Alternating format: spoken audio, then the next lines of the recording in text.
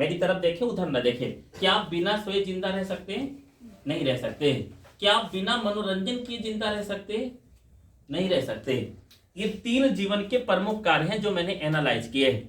तो ये 1440 मिनट में ही आएगा, इससे बाहर नहीं होगा, क्योंकि हम प्रतिदिन 3 कार्य को अवश्य करेंगे। पहला कार्य क्या है, मैं इसका पूरा डिवीजन कर देता हूं, और ये आज हो सकता है आपके जीवन की एक ऐसी क्लास साबित हो जाए कि यहीं से आपके जीवन में बदलाव हो जाए और आप कुछ दिनों में ही बड़ी सफलता की तरफ चले जाए। ये बात ब्रेन में नोट कर लीजिएगा। हमारे जीवन का 1440 मिनट है। This is completely proved by practically in the near about year 2019 to 2022। 2019 से 2022 तक इस पर मैंने प्रैक्टिकली वर्क किया है। देन द रिजल्ट भी हमारे सामने है जो मैं आपको शेयर कर रहा हूं। और 2019 के पहले 2010 से 19 तक की थिंकिंग और देन सपने, देन कुछ प्रोग्रेस नहीं हुई, उसकी भी कहानी को मैं शेयर करूंगा। तो एक दिन में 1440 मिनट है।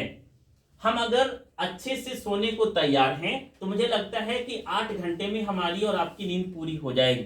सहमत है सभी? 1440 मिनट में से 8 घंटा सो ले तो नींद कंप्लीट हो जाएगी। मैं इसको डिवाइड नहीं कर रहा हूं कि कब कैसे सोना है। देन इसके बाद में अगर हम सब कुछ खाने का निकाल ले सुबह से शाम तक का, तो हम 1 घंटा अगर खाते ही रहें तो हमारा खाने का कार्यक्रम समाप्त हो जाएगा। इसमें भोजन यानी सुबह का, दोपहर का भोजन, लंच, शाम का डिनर, दोनों ब्रेकफास्ट और भी जो कुछ आप खाना चाहते हैं सारे इंक्लूड हो जाएंगे। देन अगर हम और अदर वर्क की तरफ जाए, अदर वर्क मतलब केवल होम वर्क लाइक द, ठीक है, आप अगर गर्ल्स हैं तो घर का छोटा छोटा कार्य, अगर आप जेंट्स हैं यानी लड़के में से हैं तो भी छोटे छोटे कार्य होते हैं, बहुत सारे कार्य होते हैं, मैं नहीं जानता। अगर आप विलेज में हैं तो विलेज के कार्य, और अगर आप सिटी में हैं तो सिटी के कार्य होंगे। ज्यादातर कार्य तो हम अगर एग्रीकल्चर सेक्टर से जुड़े हैं, हमारे पिताजी, आपके पिताजी फार्मर्स हैं, तो हम कृषि कार्य भी करते हैं। तो ये कार्य भी अगर हम इंक्लूड कर लें तो आपका चाहे जितना जटिल कार्य होगा ये 1 घंटे में कंप्लीट हो जाएगा। बट इसके अलावा कुछ वीक्स में हमें ऐसे डे मिलेंगे जो लगातार हमें मैक्सिमम समय प्रोवाइड कर देते हैं। उन समय में हम कृषि के कार्य को भी कर सकते हैं। आगे चलते हैं। हमारे जीवन का मैक्सिमम 6 आवर्स, 6 घंटे हमारे विद्यालयों में जाता है जहां पर हम बैठकर स्टडी करते हैं। तो ये सारा समय मैंने निकाल दिए। पहला देखें, सोने का समय कितना घंटा? 8 घंटा। विद्यालय का समय 6 घंटे, 14 घंटे हो गए। 1 घंटा खाने का कितना हो गया? 15 घंटा। 1 घंटा, ठीक है, मनोरंजन, 1 घंटा अदर वर्क का कितना हो गया? 16 घंटा। तो 24 आवर्स में से कितने घंटे हो गए? 16 आवर्स। ये आपके कंप्लीट कार्य हो गए। अब कितना घंटा बचा? 8 घंटा बचा। सहमत है सभी? समझ पा रहे हो? 8 घंटा बचा। अगर हम इस 8 घंटे को यानी 8 आवर्स को 2 भागों में बांट ले, दुनिया के मैक्सिमम लोग ये कहते हैं, अगर उन्होंने मार्कर पकड़ ली और टीचर बन गए तो ये कहते हैं कि अगर आप मनोरंजन किए तो बर्बाद हो जाओगे। वापस सुनिए, वो कहते हैं अगर क्रिकेट खेलना शुरू किए तो बर्बाद हो जाओगे, टीवी देखोगे तो बर्बाद हो जाओगे, अगर आपने फोन चलाया तो बर्बाद हो जाओगे। मैं कहता हूं ये काम करना बंद कर दिए तो बर्बाद हो जाओगे। ये उल्टा है। क्यों कह रहा हूं ऐसा? देखिए, ये जो 8 घंटा है, ये 8 घंटा हमारे पढ़ने के लिए ही नहीं बना है। इसको 2 भागों में डिवाइड करिए। अगर आपकी इच्छा, देखिए मनुष्य के जीवन में मनोरंजन मोस्ट इंपोर्टेंट है। हम अगर मनोरंजन नहीं करेंगे तो हमारा जीवन, आप क्यों पढ़ाई कर रहे हो? मैं आपसे पूछ रहा, आप पढ़ाई क्यों कर रहे हो? सफलता के लिए? सफलता क्यों चाह रहे हो? पैसे के लिए? पैसा क्यों चाह रहे हो? लाइफ बेहतर होने के लिए? लाइफ बेहतर क्यों चाह रहे हो? हम अनेक प्रकार का मनोरंजन कर पाए। वापस आ जाते हैं। तो मनुष्य के जीवन का जो मनोरंजन है एक बेहतर इकाई है, और मनोरंजन अनेक प्रकार का होता है। देखिए मनोरंजन कितने प्रकार का होता है। फॉर एग्जांपल, हम अगर मनोरंजन की परिभाषा क्या है वो सुनिएगा। जब हमारा ब्रेन किसी कार्य को करके आनंदित हो जाए, जिसको गुडनेस फील होने लगे, वही मनोरंजन है। और मनोरंजन की 2 भाग भी हैं, नकारात्मक मनोरंजन और सकारात्मक मनोरंजन। नकारात्मक मनोरंजन क्या है? देखिए वहां से देख रहे हो, ये बोर्ड बहुत अच्छा लग रहा है, बहुत प्यारा लग रहा है, हमारे घर पे होता तो बहुत अच्छा रहता। एक मनोरंजन है, अच्छा लगना ही क्या है? मनोरंजन है। और वहां पर बैठे बैठे इस बोर्ड को तोड़कर खंडों खंडों में देखें कैसा है ये बोर्ड, ये नकारात्मक मनोरंजन है। दोनों परिभाषा समझ में आ रही? यानी अच्छी कहानी से अगर मनोरंजन करें तो सकारात्मक, और अगर निगेटिव थिंकिंग से करें तो नकारात्मक। यहां पर आइएगा, अगर हम अपने जीवन का 3 घंटा मनोरंजन में ले जाते हैं, ध्यान से देखिएगा, और 5 घंटा स्टडी में ले जाते हैं, मैं गारंटी लेता हूँ आपकी प्रकृति का कोई कारक सफल होने से रोक नहीं सकता है।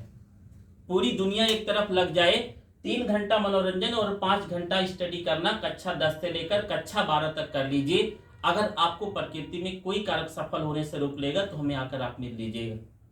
This is important. मैंने मनोरंजन हटाए नहीं हटाए? कौन कौन सा मनोरंजन कर सकते हैं? हम टेलीविजन देख सकते हैं, हम विभिन्न प्रकार के मनोरंजन फोन पर कर सकते हैं, जो भी हमें पसंद हो वो हम देख सकते हैं। बट इसके अलावा हम अदर मनोरंजन, क्रिकेट खेल सकते हैं, टाइप्स ऑफ होम गेम खेल सकते हैं, या हम अनेक प्रकार के मनोरंजन कर सकते हैं, लेकिन हम कभी नकारात्मक मनोरंजन न करें। ये बात मैंने पहले ही क्लियर कर दी। इसके अलावा एक सजेशन और रहेगा, मनोरंजन में हम उन मनोरंजनों को शामिल करें जो उसी क्षण शुरू हो और उसी क्षण समाप्त हो जाएं। फॉर एग्जाम्पल, हम 3 मूवी एक दिन में देख ले, ठीक है, लेकिन कभी एक सीरियल नहीं देखेंगे। बताऊं क्यों?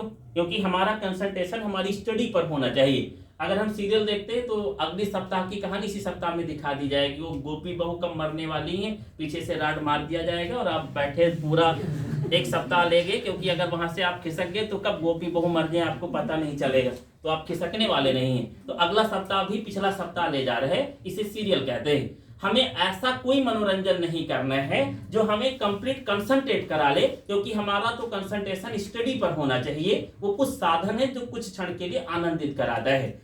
देन स्टडी कैसे होनी चाहिए? स्टडी का मतलब ये है, देखो आज इस क्लास में आप बैठे हो, बायोलॉजी पढ़ने आए हो, तो बायोलॉजी पढ़ने की जो पूरी प्रक्रिया है ये पूरे साल में निर्धारित है, और पूरे साल में साइंस निर्धारित है। साइंस में मान लो अगर 12 महीने क्लास चलती है तो 4 महीना बायो, 4 महीना फिजिक्स, 4 महीना केमिस्ट्री हुआ, तो 4 महीने की कहानी है। अब मैं उसे अगर 15 दिन में पढ़ा रहा हूं तो जरूरी निश्चित है कि उसे फास्ट पढ़ाऊंगा और आपको ज्यादा मेहनत करना पड़ेगा। सेम एज जब हम ये 5 घंटे स्टडी कर रहे होते हैं तो इस 5 घंटे में हमारी जो कहानी है पढ़ने की वो स्टेप बाय स्टेप जुड़ी होनी चाहिए। जितना डेली पढ़ाया जाए उतना ही आपको घर पे पढ़ना है। फॉर एग्जाम्पल, क्लास में जो हम 6 घंटे पढ़ेंगे उतना ही आपको पढ़ना है। अगर आप यहाँ पर 6 घंटे के साथ 2 घंटा कोचिंग क्लास या एक्स्ट्रा क्लास पढ़ना चाहते हैं तो आप इस स्टडी को 3 घंटा भी कर सकते हैं। समझ गया ना? ये 2 घंटा यहाँ पर इंक्लूड कर लेंगे। अब आप कर क्या रहे हो वो मैं बताता हूं। आप सो तो 8 घंटा रहे ही हो, इसमें कोई संशय नहीं। ज्यादा हो जाता होगा, कम नहीं होता है।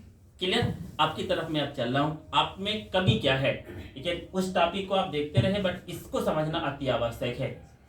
आप सो तो रहे हो, खा भी रहे हो। क्लियर? कुछ लोगों का तो फेस ही दिखाई दे रहा है कि खा ही रहे। कुछ लोग देखे घर का कार्य तो करना पड़ेगा, आप नहीं करोगे तो मारकर करवा लिया जाएगा। एक बार वहां से एक्सप्लेनेशन आएगा कि ये वाला वस्तु उठाकर यहाँ ले आओ, और 2 बार कहा गया आप नहीं सुने तो तुरंत थप्पड़ पड़ेगा। मैं किसकी बात कर रहा हूँ? माता या पिता की। आ रहे समझ में या नहीं? दादा बाबा की बात कर रहा हूँ, भैया और दीदी की बात कर रहा हूँ। वो मारना शुरू करेंगे अगर नहीं लेकर आओगे तो ये करना ही पड़ेगा। अब ये जो 6 हार्स है इसमें हमें कुछ संशय दिखाई दे रहे हैं। संशय क्या दिखाई दे रहा है?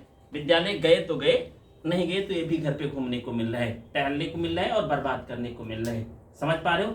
इस क्लास में बैठा एक एक स्टूडेंट कोई ऐसा नहीं है जो अपने इस 6 घंटे का 10% बर्बाद ना कर चुका हो। विगत आने वाले समय को छोड़कर बीते वाले समय में मिनिमम मैं ले रहा हूं, और मैक्सिमम आपने इसे 40% तक बर्बाद कर दिए है।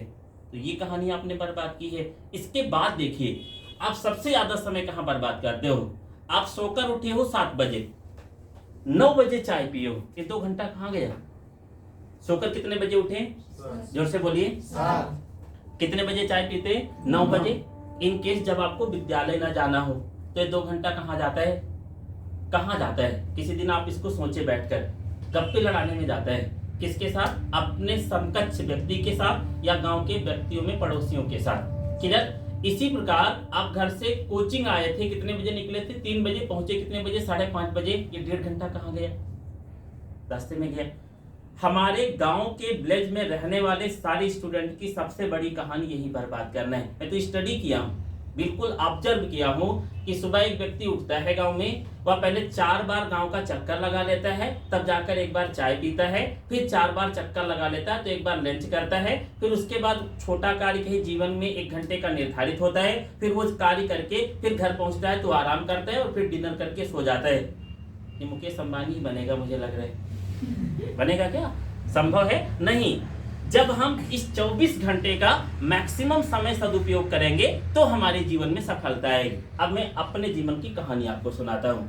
2019 से टारगेट था कि सूर्योदय से सूर्यास्त तक कार्य करेंगे, जिसमें 1 घंटा कम होने लगा। तो ये पता चला कि जितना मैंने अपने ब्रेन में रखकर शुरुआत की थी, बता देता हूँ पहली कहानी, मेरे जीवन की पहली स्टोरी है कि मैं अपने जीवन में 10,000 के नीचे अपनी टीचिंग लाइफ नहीं स्टार्ट करूँगा। तो इसके लिए मैंने गोंडा से लेकर जितने आसपास के बेहतर कॉलेज सब पर भ्रमण किया। तो ये पता चला कि मुझे 10,000 की कहानी मिल गई, परसों में शुरुआत कर दिया मैंने। देन इसके बाद में जब मैंने वो टारगेट फिक्स किया, और ये टारगेट साथ में जोड़ देते हैं कि हर साल में 25% अपनी इनकम को इंक्रीज करूंगा जब तक टीचिंग करता रहूंगा। तो मैंने जब वो टारगेट फिक्स किया तो 1 घंटा कम था 2019 में। 24 मई 2019 से लेकर मैंने इस कहानी शुरू की और 20 तक की ये बात हो रही है। 1 घंटा कम था, यानी 11 घंटे मैंने मेहनत किया।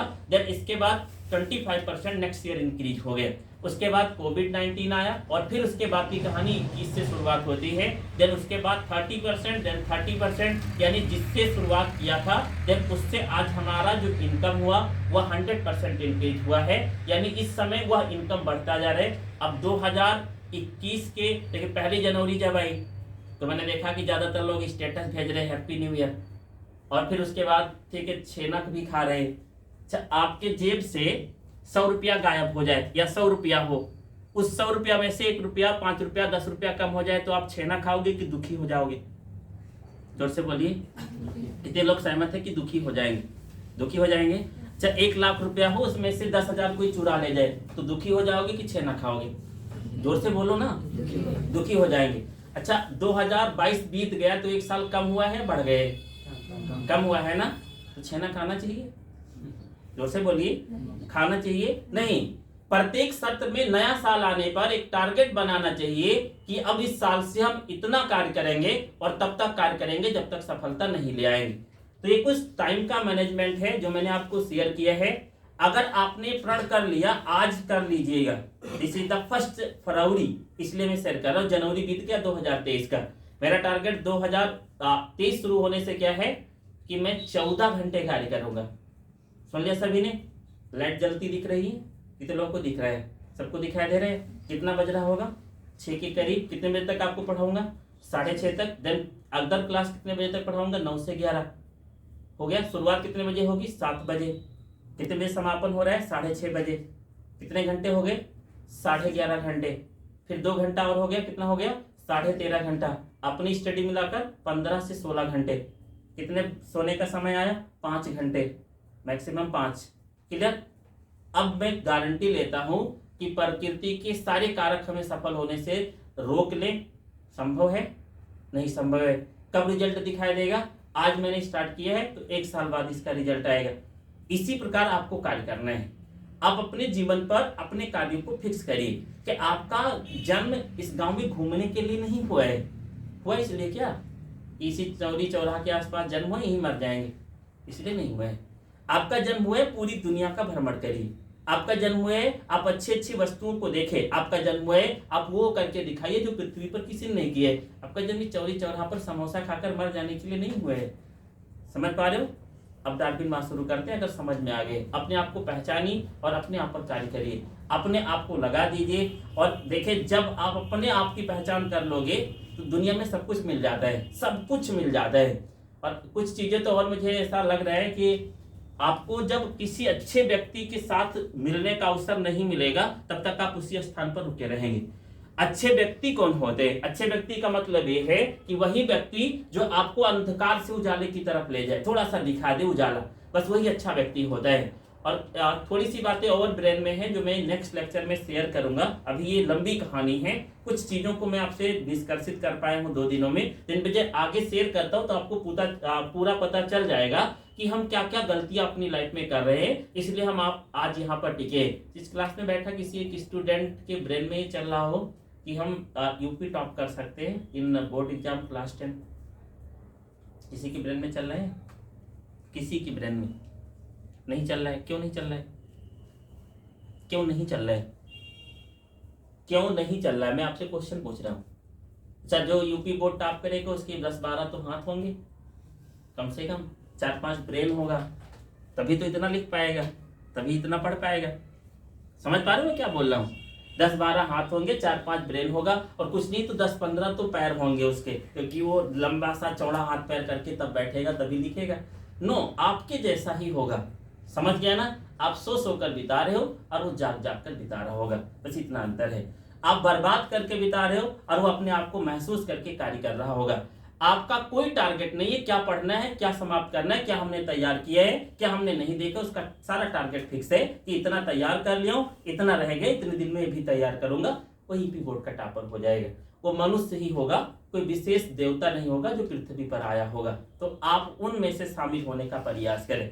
हम पहले ही हार स्वीकार कर लेते हैं। मैं गारंटी लेता हूँ, एक एग्जाम्पल मैं आपको शेयर करता हूँ। मेरे ब्रेन में क्या चल रहा है मैं बताऊँ। मैं 2030 तक गोंडा डिस्ट्रिक्ट का फर्स्ट टीचर या यूपी का फर्स्ट टीचर बायोलॉजी का बनना चाह रहा हूँ। This is my target. समझ गए ना? और मैं इसकी गारंटी लेता हूँ कि मैं इसको प्रदर्शित करके दिखा सकता हूँ। समय कितना लिया मैंने? 2030। कितने साल बचे हुए? 8 साल। आ रहा है समझ में या नहीं? उसके लिए 14 घंटे की मेहनत देन पॉसिबल है, संभव है। टारगेट को फिक्स करना पड़ता है। इसी प्रकार आप टारगेट को फिक्स करके वर्क करिए। तो 10 तो बीत रहा है, 15 दिन बचा हुआ है, तो 10 में तो हम नहीं कर सकते कि हम ईपी बोर्ड का। देखिए, आप ला भी सकते हो, ऐसा नहीं। आप मनुष्य कब जग जाए और कब क्या करे, क्योंकि दिनकर जी ने लिखा है कि मानो जब जोर लगाता है पत्थर पानी बन जाता है। और इसी प्रकार कलाम जी ने लिखा है कि ड्रीम्स इज नॉट ये seen sleep which can see you does not see sleep. सपना वह नहीं जो नींद में आता है, सपना वह होता है जिसे हम पूरा करने से पहले नींद नहीं आती। उसकी तरफ अगर आप देखो तो भी 15 दिन भी काफी है। 15 दिन में एक दिन में 1440 मिनट होता है। डार्विनवाद की शुरुआत करेंगे और आपको समझाते रहेंगे। आइए डार्विनवाद की तरफ चले। सेकंड थ्योरी,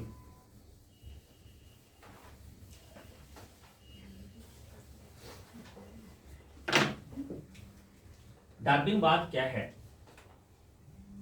ठीक है, इसे हम डार्विनिज्म कहते हैं। फोन अगर आ रहा है तो उसे काट दे, रिजेक्ट कर ले। ठीक है, डार्विनवाद क्या है या डार्विनिज्म किसे कहते हैं? देखिए, कल हम लोगों ने लैमार्कवाद पर डिस्कस किया था। लैमार्कवाद में 4 सिद्धांत या 4 थ्योरियां हमने पढ़ी थी। पहली बात आपको बताया गया था कि लैमार्कवाद में पहली बात ये बताई गई थी कि जीवों के अंदर एक इनिशियल फोर्स होता है, यानी आंतरिक बल होता है। जब जीव इनिशियल फोर्स का उपयोग करते हैं तो धीरे धीरे वह आंतरिक बल नए अंगों को विकसित करने लगता है। फिर आपको दूसरी बात बताई गई थी कि जीवों में वातावरण का प्रभाव पड़ता है।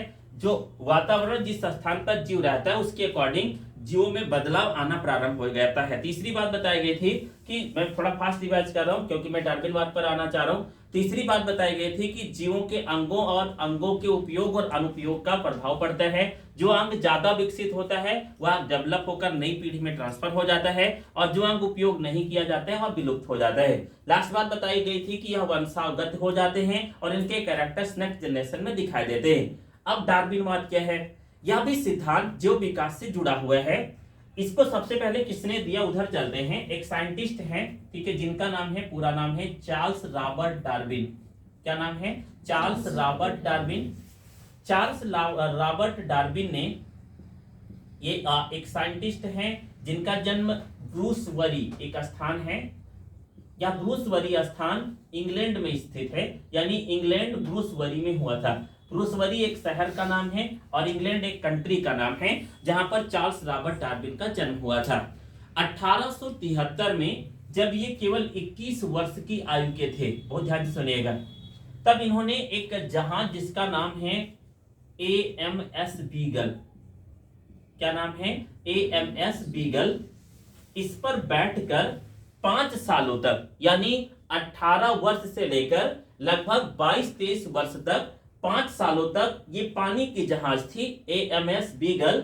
इस पर AMS बीगल पर बैठकर इन्होंने 5 सालों तक भ्रमण किया। भ्रमण करने का मतलब ये है कि ये इस जहाज पर बैठकर कई द्वीपों तक गए और इन द्वीपों पर जाकर जीवों के रहने की क्रियाकलापों, उनके रहने का व्यवहार, उनकी क्रियाकलापों का, उनके एनवायरनमेंट का अध्ययन किया। देन फिर ये 5 सालों बाद AMS बीगल से वापस आए और फिर इन्होंने जीव विकास के सिद्धांत को प्रतिपादित किया, जिसे आज हम डार्विनवाद कहते हैं। कितनों को ये बात समझ में आ गई? एक बार मैं पूरा रिवाइज करता हूं। चार्ल्स रॉबर्ट डार्विन ये इंग्लैंड में ब्रूसबरी शहर में जन्मे हुए एक व्यक्ति थे। इन्होंने 1873 में एएमएस बीगल नामक एक पानी की जहाज पर बैठकर, और ये जहाज इन्हीं के द्वारा नहीं बनाई गई थी, बट इस जहाज पर गवर्नमेंट ऑफ इंग्लैंड का सहयोग था, जिन्होंने गवर्नमेंट ऑफ इंग्लैंड ने चार्ल्स रॉबर्ट डार्विन को द्वीपों के भ्रमण के लिए भेजा था। 18 वर्ष की आयु में ही डार्विन ने जाकर 5 सालों तक भ्रमण किया, और जब वापस आए तो उन्होंने डार्विनवाद के रूप में जीव विकास का सिद्धांत प्रतिपादित किया, जिसे आज हम डार्विनवाद कहते हैं। अब वह सिद्धांत क्या है उसको जानने से पहले इतनी बात लिख लीजिए, फिर हम टॉपिक पर आ जाएंगे। लिखे डेस्क करके हेडिंग डालेंगे डार्विनवाद या डार्विन। देखें, चार्ल्स रॉबर्ट डार्विन ने जीव विकास से संबंधित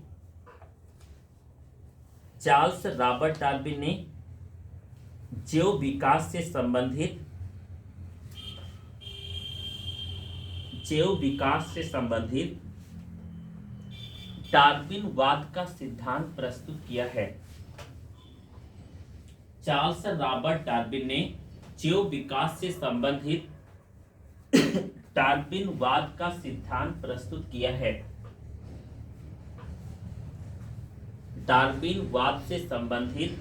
जीव विकास से संबंधित डार्विनवाद का सिद्धांत प्रस्तुत किया है। पूर्ण विराम करके लिखेंगे। चार्ल्स रॉबर्ट डार्विन का जन्म इंग्लैंड के ब्रूसबेरी शहर में हुआ था।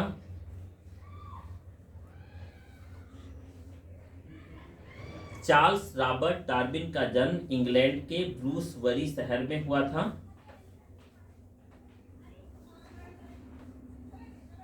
ब्रूसबेरी शहर में हुआ था। इन्होंने 5 सालों तक द्वीपों का भ्रमण करके 5 सालों तक द्वीपों का भ्रमण करके अनेक जीवों पर अध्ययन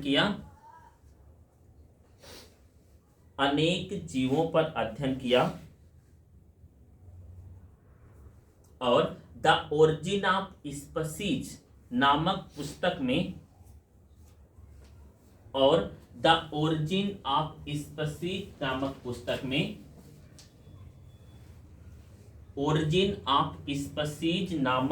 में डार्विनवाद सिद्धांत प्रस्तुत किया। ओरिजिन ऑफ स्पीसीज नामक पुस्तक में डार्विनवाद सिद्धांत प्रस्तुत किया। अब आप हेडिंग डालेंगे सिद्धांत या थ्योरी। नेक्स्ट हेडिंग सिद्धांत या थ्योरी।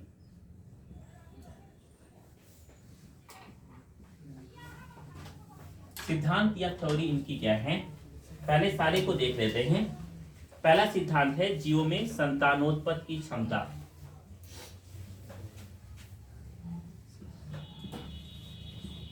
अभी आपको कुछ भी लिखना नहीं, एक एक लिखा आ जाएगा। पहला है जीवों में संतानोत्पत्ति की क्षमता।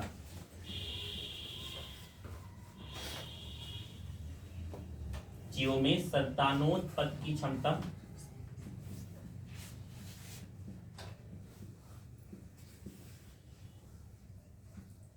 दूसरा सिद्धांत है सीमांत कारक। तीसरा है जीवन के लिए संघर्ष।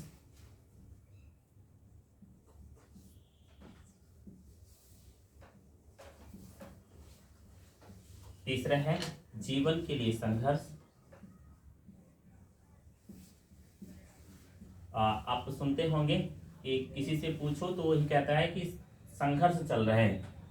सुना है सभी ने? पूछा जाता है आपका जीवन कैसा है तो कहता है संघर्ष चल रहे हैं, तो यही से शब्द आए। चौथा का है विभिन्नताएं या वेरिएशन।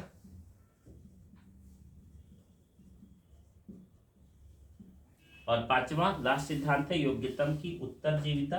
पांचवा छठा योग्यतम की उत्तरजीविता।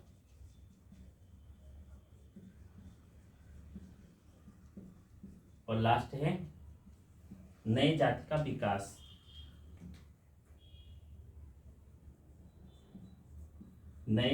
विकास। अब मैं इनको सारों को जोड़ता हूं। नए जाति का विकास से लेकर यानी शुरुआत से लेकर लास्ट तक सारी थ्योरी क्या है? पहला है जीवों में संतानोत्पत्ति की क्षमता। मतलब ये होता है कि पृथ्वी पर जितने भी जीव उपस्थित हैं वो अपने समान संतान उत्पन्न कर सकते हैं। यानी अगर हम किसी भी मनुष्य, किसी भी गाय, भैंस, कुत्ता, बिल्ली, जीवाणु की भी बात करें तो ये सभी जीव अपने अनुसार या अपने समान ही नई संतान का निर्माण कर सकते हैं। यहाँ पर इंपॉर्टेंट बात इन्होंने क्या बताई वो ध्यान से सुनेंगे। इन्होंने कहा कि पृथ्वी पर जितने लोअर कैटेगरी के ऑर्गेनिज्म हैं यानी निम्न जीव हैं वो अधिक संतान उत्पन्न कर सकते हैं, जबकि जितने हायर कैटेगरी के एनिमल्स हैं वो अपेक्षाकृत कम संतान उत्पन्न कर सकते हैं। अब मैं इसका एग्जांपल देता हूं।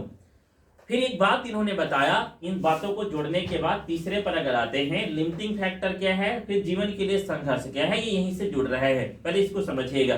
पहली बात तो समझ में आ रही है कि पृथ्वी के सभी जीव अपने समान संतान उत्पन्न कर सकते हैं। इतनी बात समझ में आई।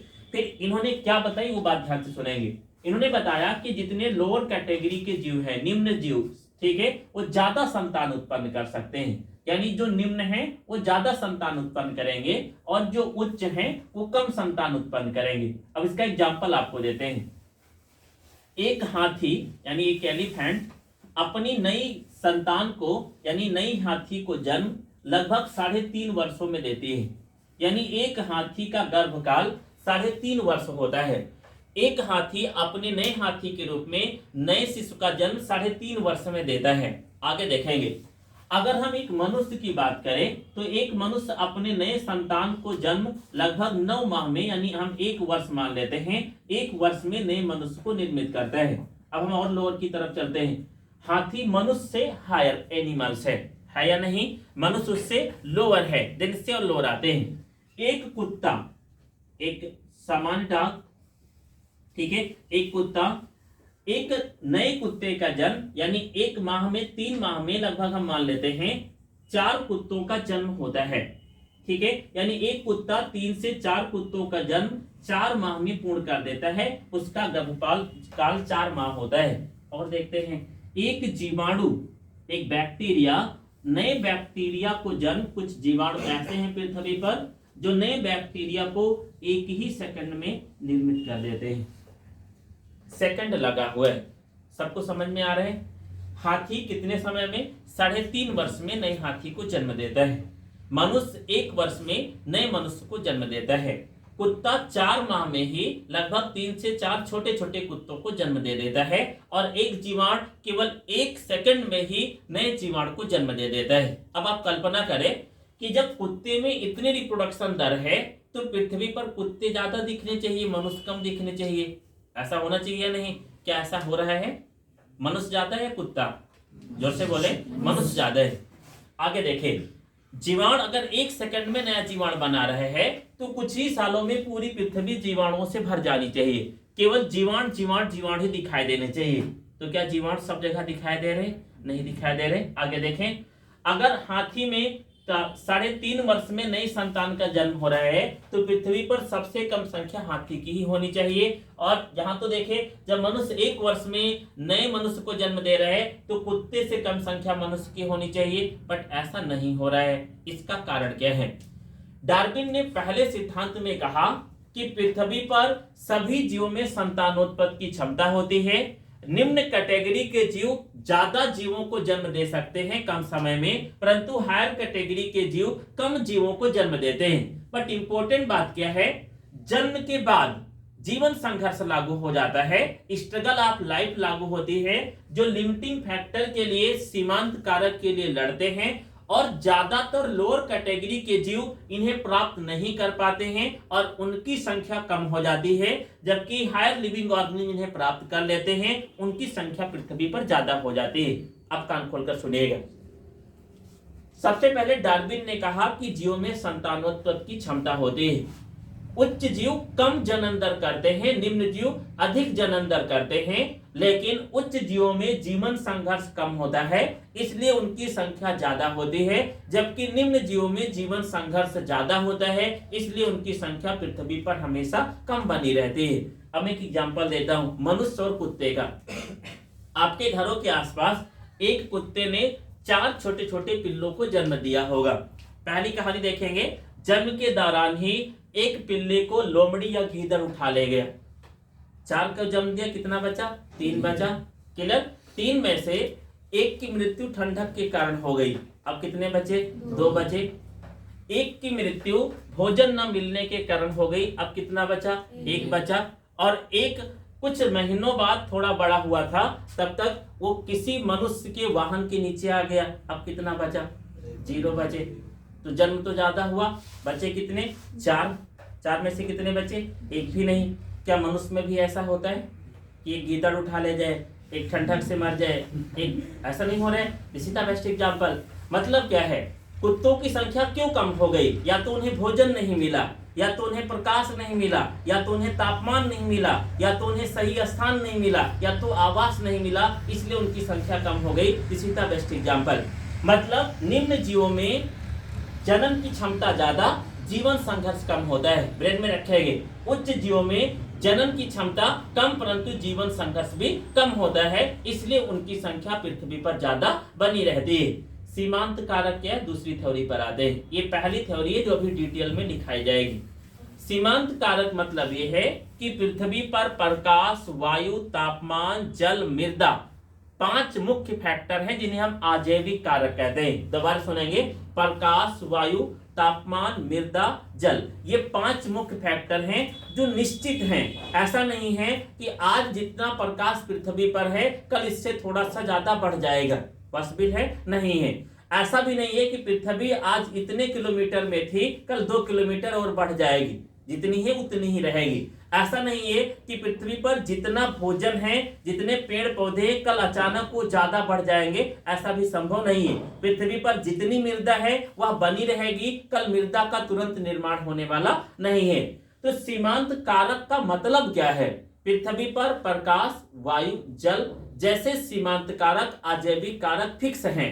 पृथ्वी पर इन सभी आजैविक कारकों के लिए सभी जीव लड़ते हैं, यानी सीमांत कारक का उपयोग करने के लिए सभी एक दूसरे जीवों से लड़ते हैं और प्रयास करते हैं। एक एग्जाम्पल हम देते हैं, एक बड़े से पेड़ के नीचे अब एक छोटा सा पौधा लगा दीजिए, तो कभी भी छोटा सा पौधा बड़े वाले पेड़ की वजह से विकसित नहीं होता है, वह छोटे आकार में ही बना रहता है। क्या कारण है? क्योंकि बड़े पेड़ ने सारी लाइट को एब्जॉर्ब करके फोटोसिंथेसिस कर लिया है और छोटे पौधे को कोई लाइट नहीं मिल रही है, इसलिए वह जिस अवस्था में था उसी अवस्था में पड़ा है। या this is the best example of the limiting factor. दूसरी बात क्या कही, कान खोलकर सुनेंगे।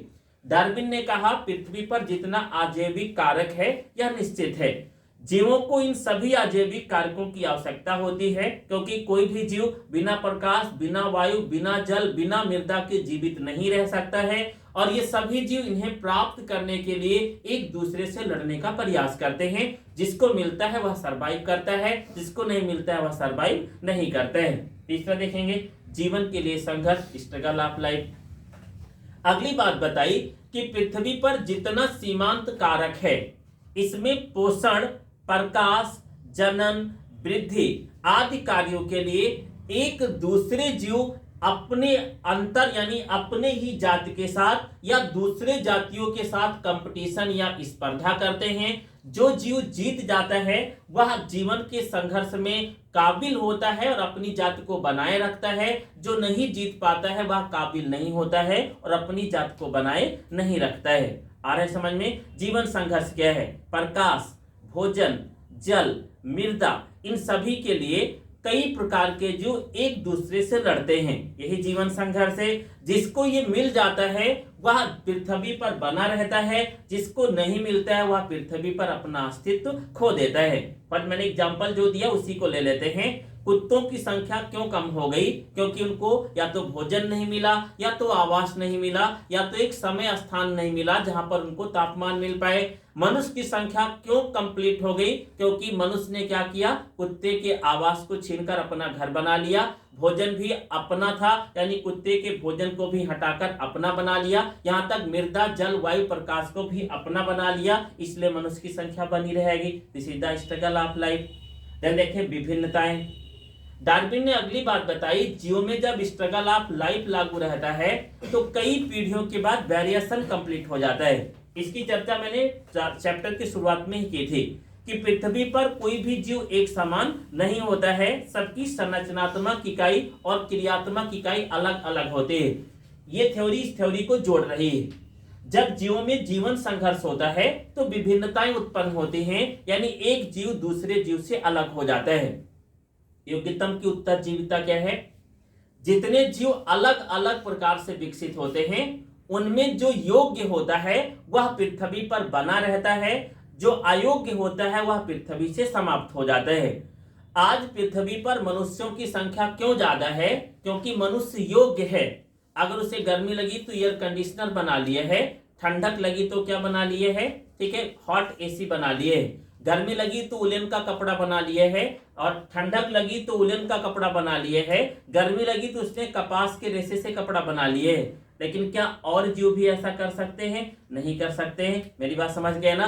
अगली बात बताई डार्विन ने कि योग्य जो होगा वही पृथ्वी पर जीवित रहता है, जो अयोग्य होता है वह धीरे धीरे विलुप्त होने लगता है। लास्ट बात क्या बताई?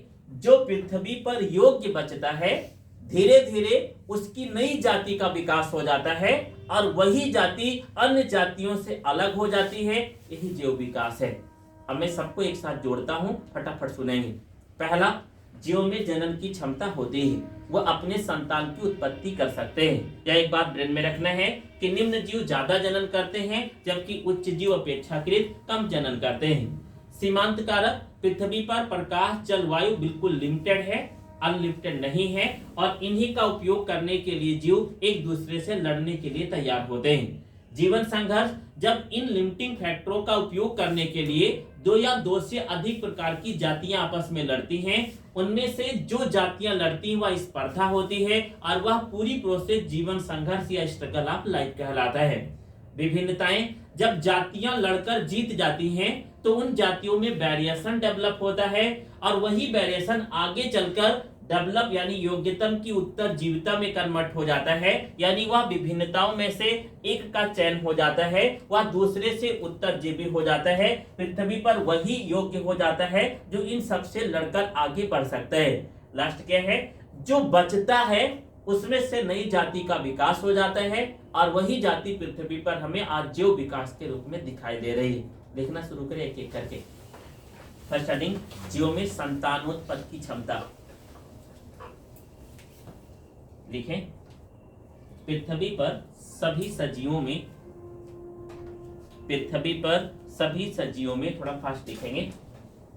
पृथ्वी पर सभी सजीवों में संतानोत्पत्ति की क्षमता होती है। सभी सजीवों में संतानोत्पत्ति की क्षमता होती है। पृथ्वी पर सभी सजीवों में संतानोत्पत्ति की क्षमता होती है। विराम करके लिखेंगे, निम्न जीव अधिक संतान उत्पन्न कर सकते हैं। निम्न जीव अधिक संतान उत्पन्न कर सकते हैं। अधिक संतान उत्पन्न कर सकते हैं, जबकि उच्च जीवों में निम्न जीव अधिक संतान उत्पन्न कर सकते हैं, जबकि उच्च जीवों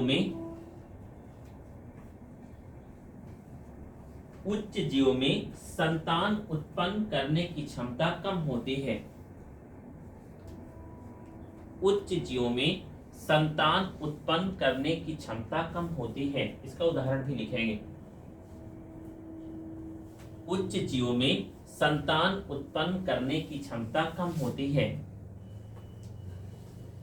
उदाहरण लिखिए, एक मनुष्य लगभग